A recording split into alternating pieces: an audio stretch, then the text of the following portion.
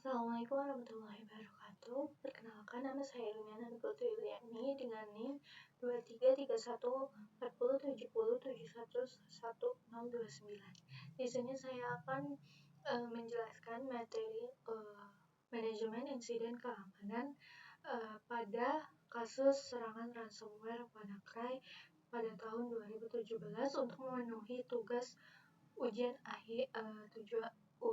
akhir semester untuk keamanan komputer. Baiklah, sebelum itu kita memasuki pendahuluan yang dimana pengertian dari manajemen insiden keamanan adalah proses terstruktur yang digunakan untuk mendeteksi, merespon, menangani, dan memulihkan dari insiden keamanan informasi agar dampaknya minimal terhadap organisasi. Tujuannya yaitu untuk mengurangi dampak dari insiden keamanan, memastikan pemulihan yang cepat dan efisien, mencegah insiden serupa di masa depan, lalu memenuhi regulasi dan kebijakan keamanan. Memasuki jenis-jenis insiden keamanan, seperti yang sudah saya jelaskan pada pertemuan sebelumnya, yaitu ada beberapa jenis insiden keamanan, yaitu seperti malware, phishing, denial of service, atau DOS, atau disebut juga DDoS, lalu unauthorized access, lalu ada database, dan defacement. Lalu proses manajemen insiden, yaitu ada identifikasi, yaitu mendeteksi adanya insiden melalui log, IDS, ataupun IPS, SIEM, laporan user. Lalu ada pelaporan untuk mencatat insiden dan melaporkannya ke tim keamanan. Lalu ada klasifikasi dan prioritas, menentukan tingkat keparahan seperti low, medium, high, dan critical keparahan suatu permasalahan. Lalu ada analisis dari investigasi, yaitu melacak sumber, penyebab, dan dampak insiden. Lalu ada penanganan dan respon, yaitu isolasi sistem, memutuskan koneksi, patching, dan pemulihan file.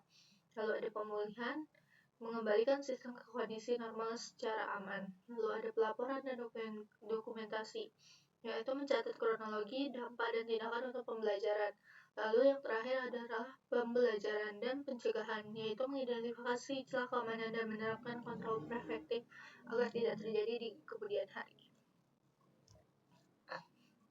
Contoh insiden keamanan ada beberapa, yaitu yang pertama WannaCry ransomware pada tahun 2017, lalu ada Tokopedia Database 2020, ada Kominfo Bejorka 2022, dan ini sangat terkenal di Indonesia karena Bejorka ini mengklaim membobol dan membocorkan data milik pemerintah Indonesia. Lalu ada JNE Data Breach 2022, lalu ada LinkedIn Leak 2021, terus ada Colonial People Line Attack 2021, dan juga BPJS Kesehatan dan Data Leak tahun 2021. Mendalami kasus ransomware WannaCry 2017.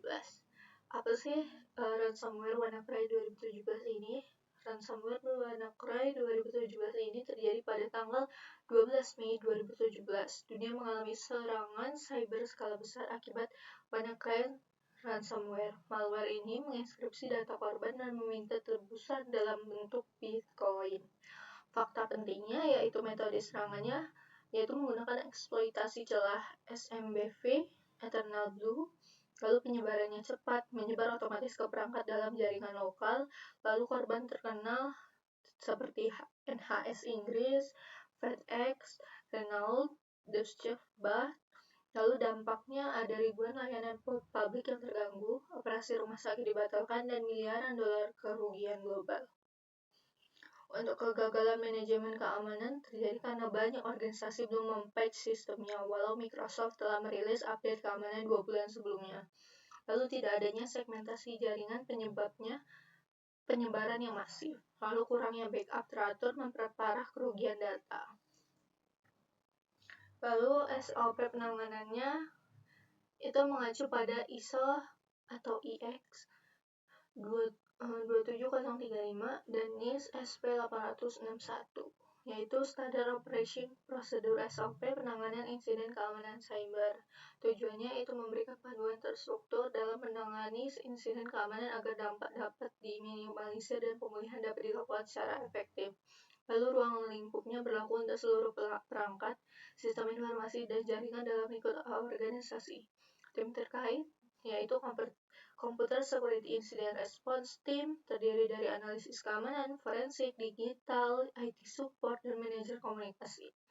Tools terkait yaitu SIEM, Splunk, OSIM, monitoring Zabbix, Nagios, forensiknya autopsi, volatility, antivirusnya Sophos, dan ESET.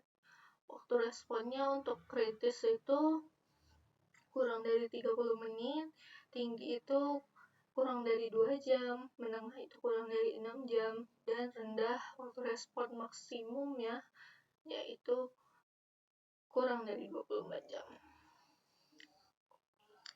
Lalu ada tahapan SOP penanganan insiden pada kasus ransomware, yaitu identifikasinya organisasi mendeteksi aktivitas abnormal seperti file yang tiba-tiba terenkripsi dan munculnya pesan tebusan Bitcoin.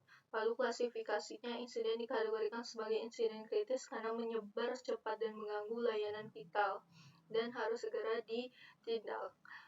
Lalu ada pelaporan, tim IT atau pengguna melapor kejadian ke tim keamanan cyber untuk segera ditindaklanjuti. Lalu analisisnya, tim keamanan menyelidiki sumber serangan, menemukan bahwa exploit Eternal Blue digunakan. Penanggulangannya yaitu sistem yang terinfeksi segera diisolasi dari jaringan agar tidak menyebar ke perangkat-perangkat lain. Untuk pemulihannya yaitu sistem dipulihkan dari backup jika tersedia, kalau tidak tersedia akan susah, dan patch keamanan segera diterapkan ke seluruh sistem. Untuk dokumentasi seluruh proses dicatat termasuk waktu kejadian, langkah yang diambil, dan hasilnya. Lalu pembelajarannya, organisasi melakukan evaluasi besar-besaran dan memperbarui kebijakan patching serta meningkatkan kesadaran pengguna agar keamanan tetap terjaga. Lalu bagaimana SOP dapat memitigasi dampak insiden? Deteksi lebih cepat, terus tindakan respon cepat dan tepat, yaitu dengan adanya monitoring dan proses identifikasi yang jelas, insiden dapat diketahui lebih awal sebelum meluas. Terus adanya batas waktu dan prosedur isolasi memungkinkan tim menghentikan penyebaran sebelum merusak sistem lain. Lalu pemilihan efisien. Untuk panduan backup dan recovery yang terstruktur membuat proses pemulihan tidak panik dan tidak dilakukan segera. Untuk evaluasi dan pencegahan ulang, tahapan pembelajaran membantu memperbaiki celah keamanan dan mencegah insiden yang sama terjadi kembali. Lalu menghindari kerugian yang lebih besar. Penanganan yang cepat dan terorganisir dapat mencegah kerugian data, reputasi, dan finansial yang masif.